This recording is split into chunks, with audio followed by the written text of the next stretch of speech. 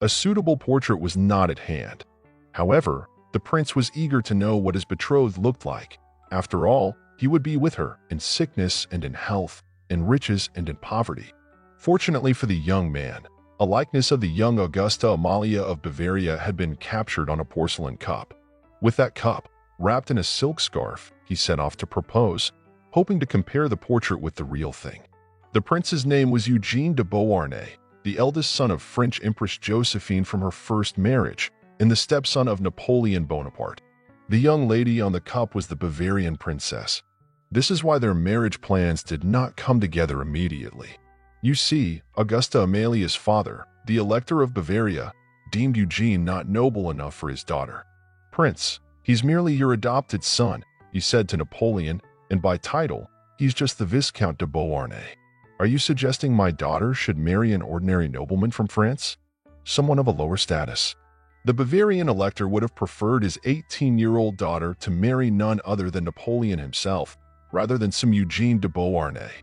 Moreover, rumors were already circulating that the emperor was considering a divorce from Josephine. The young woman was not eager to marry, as she was in love with her cousin.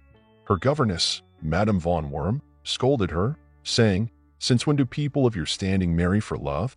But Napoleon was very much in favor of the union. A genuine princess would be joining the Bonaparte family. They decided to persuade the elector with a political promise that he would rise to a higher status and become the king of Bavaria. Once this matter was settled, consent was granted. However, the prince had his reservations. How could he marry someone sight unseen? He wanted to see her portrait. His mother had described her impression of the girl. She could be considered beautiful, but far more important are her mind and heart. This could mean anything, and Eugene wanted to see for himself. That's when Napoleon suggested the cup. The artist had depicted the Bavarian princess on the delicate porcelain.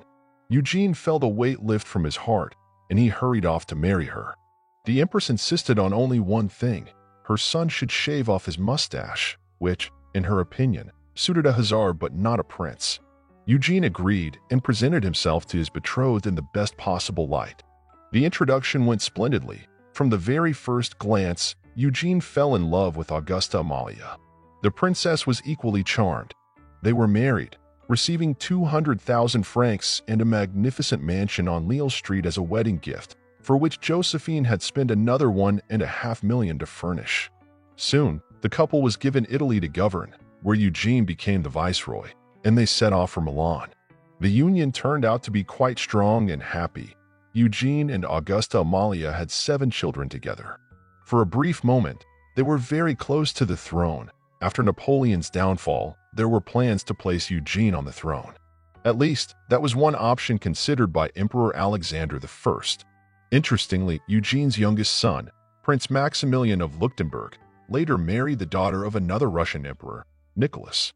He and Grand Duchess Maria Nikolaevna also had 7 children. As for the love marriages that the governess spoke of, they became fashionable in the 19th century, but a bit later, thanks to Queen Victoria of England.